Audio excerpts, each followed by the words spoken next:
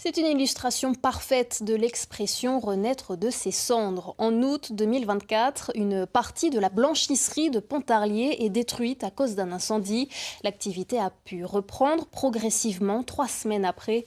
Mais aujourd'hui, l'établissement, géré par la Fondation Pluriel, a profité de cette reconstruction pour créer une blanchisserie nouvelle génération dont l'ouverture complète est prévue cet été. Eliane Nguyen-Vanki et Guillaume Souda. Dans cette blanchisserie de Pontarlier, la machine est enfin relancée. Après presque 2 ans de mise à l'arrêt partiel, c'est le soulagement. On a visité toutes les nouvelles machines qu'il va avoir, mais c'est impressionnant de voir comment ça va marcher, comment c'est. En août 2024, un incendie ravage une partie de ce bâtiment où travaillent une centaine de personnes en situation de handicap. 8 tonnes de linge y sont traitées chaque jour pour des hôtels, des hôpitaux, des usines ou des particuliers. Pour les salariés, il a fallu se réadapter. On a continué à travailler, mais différemment.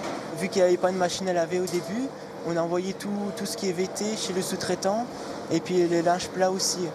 Donc du coup, c'est nous qui chargeons les camions pour que ça puisse partir chez les sous-traitants. Aujourd'hui, la partie notamment dédiée au lavage est toujours en reconstruction. Ailleurs, la blanchisserie se réinvente pour favoriser l'insertion des salariés. Ici, un nouveau système de tri a fait son apparition.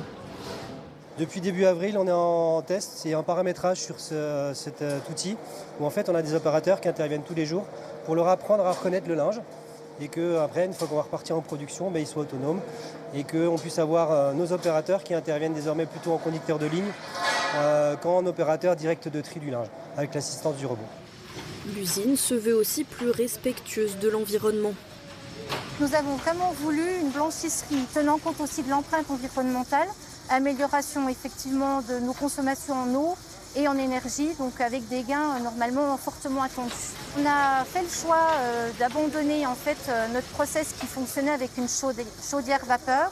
On passe plutôt sur un process à gaz et qui va nous permettre effectivement un gain de 30% de notre consommation d'énergie. Gérée par la Fondation Pluriel, la blanchisserie devrait relancer la totalité de son activité en juin prochain.